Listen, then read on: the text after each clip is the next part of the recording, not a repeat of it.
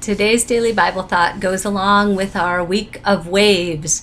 And I've only been sailing once, and there's a reason for that.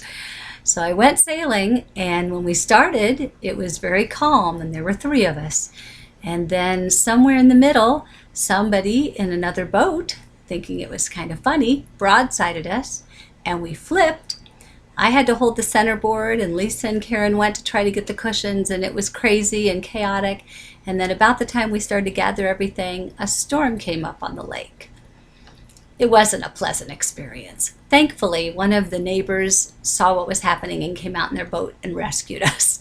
But I never went sailing again. And there weren't even big waves, but it was just scary. And so, we know the story about Jesus walking on water and Peter walking on water, and those are good stories. And I may read that still this week. I don't know, but these are Old Testament stories that are more metaphoric. So this is what happens spiritually to someone. And so Psalm 107 is a great psalm to read. It's one of my good friend's favorites. And this is a chunk of it. I don't think this is part of her favorite verses, but verses 25 and then 29 and 30 together. So verse 25 and then 29 and 30. He spoke and the winds rose, stirring up the waves. He calmed the storm to a whisper and stilled the waves. What a blessing was that stillness as he brought them safe into harbor. Okay, so we got to get this picture clear though. He spoke and the winds rose, stirring up the waves.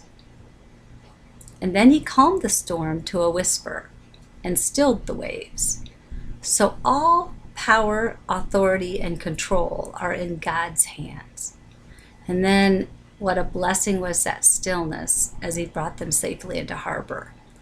There are times though when we're just out on the waves and we're not feeling the safe harbor part, but knowing who's in charge of the waves can change our perspective.